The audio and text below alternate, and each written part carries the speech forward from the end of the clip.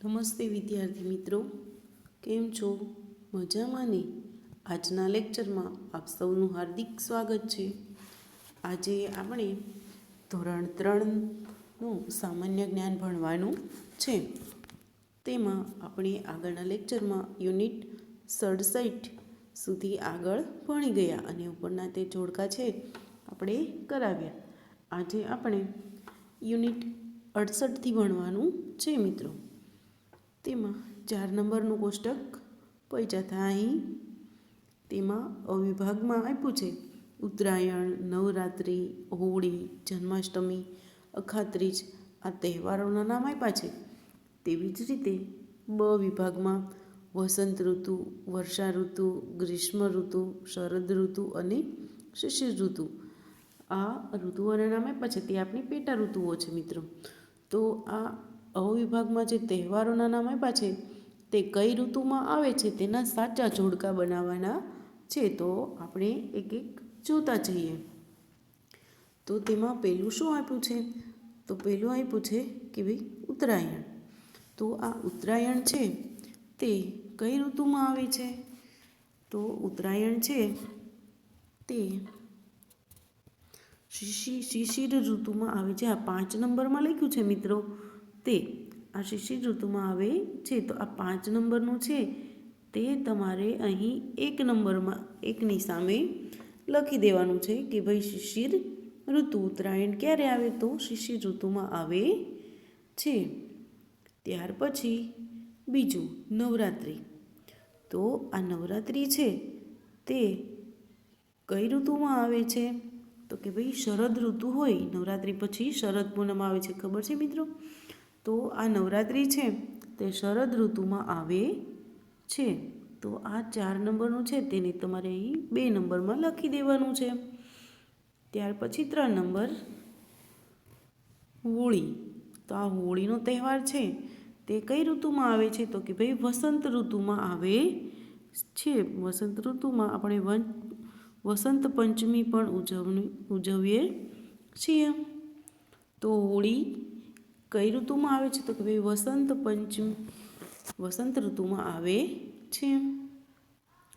ત્યાર પછી જન્માષ્ટમી. તો જન્માષ્ટમી તો આપણને બધાને ખબર જ છે કઈ ઋતુમાં આવે છે? તો કે ભાઈ ચોમાસાની પણ પેટા ઋતુ જોઈએ તો વર્ષા ઋતુમાં આવે છે. ત્યાર પછી 5 નંબર અખાત્રીજ. અખાત્રીજ છે તે કઈ ઋતુમાં આવે છે? તો કે ભાઈ ગ્રીષ્મ ઋતુમાં આવે છે. તો તેને તમારે અહીં લખી દેવાનું. તો મિત્રો આ જોડકા કર્યા છે તે પ્રમાણે તમારે જવાબ લખી દેવાના છે અને પાકા પણ કરવાના છે. હવે આપણે આગળ જોઈએ. યુનિટ 69 5 નંબરનું કોષ્ટક. તેમાં અવિભાગમાં પારદર્શક અને બરડ, અપારદર્શક અને નરમ. જો મિત્રો આપણે સમજ મેળવતા જઈએ શબ્દની.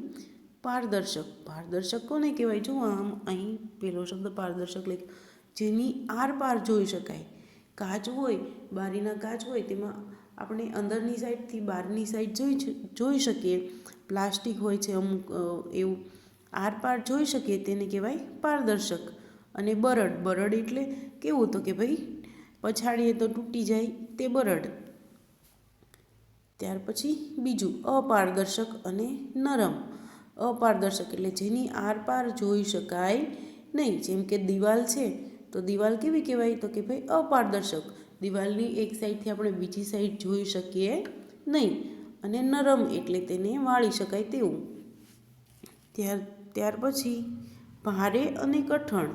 ભારે એટલે તો આપણને ખબર વજનવાળું, ને કઠણ એટલે દબાવતા જે દબાવી ન શકીએ જે કઠણ હોય તે. 4 નંબર વળી શકે પણ બળી ન શકે. વળે એટલે આપણે વાળી શકીએ તેવું. પ્લાસ્ટિકનું કોઈ એવી વસ્તુ હોય તો તેને આપણે વાળવી હોય તે રીતે વળી શકે. 5 નંબર હળવું અને પોચું. તો આ જે આપ્યા છે તેવી વસ્તુઓ આપણને બ વિભાગમાં આપી છે. તેમાં આપ્યું છે જો અહીં બ વિભાગમાં લોખંડ, પતરું, રૂ, કાગળ અને કાચ. તો આને આપણે જોડકા બનાવીએ. તો તેમાં પહેલું પારદર્શક અને બરડ. જે પારદર્શક પણ હોય, જેની આરપાર જોઈ શકાતું હોય અને છતાં તે બરડ હોય તેવી કઈ વસ્તુ?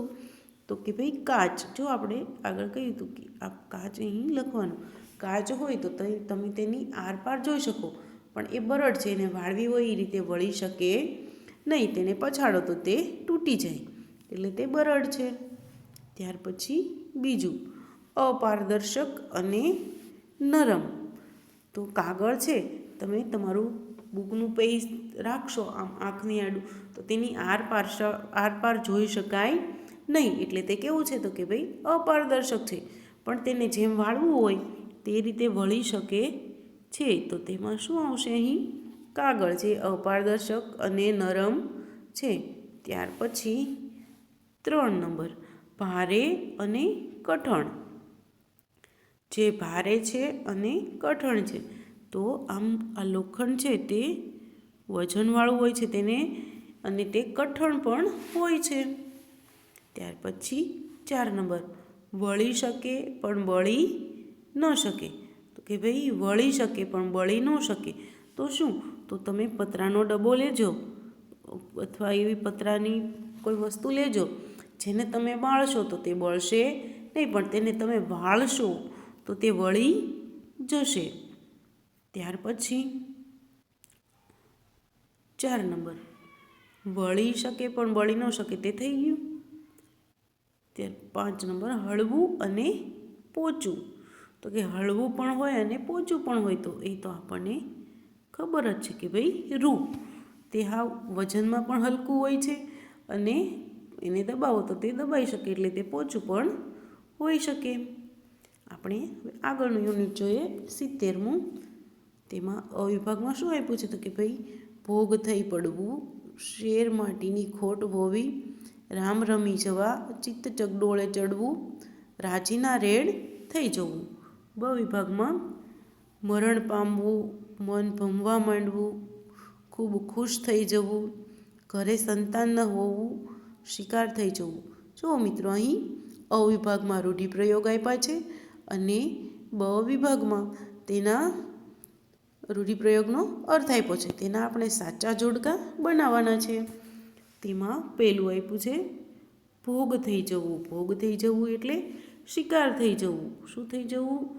કે ભાઈ કૂતરો હતો તે સિંહનો ભોગ બની ગયો, એટલે કે તેનો શિકાર થઈ ગયો.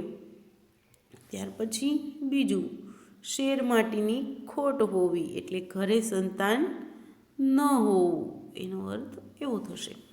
ત્યાર પછી 3 નંબર, રામ રમી જવા, મરણ પામવું. રામ રમી જવા એટલે મરણ પામવું. ત્યાર પછી 4 નંબર, ચિત્ત ચગડોળે ચડવું, મન ભમવા માંડવું. ત્યાર પછી 5 નંબર, રાજીના રેડ થઈ જવું, ખૂબ ખુશ થઈ જવું.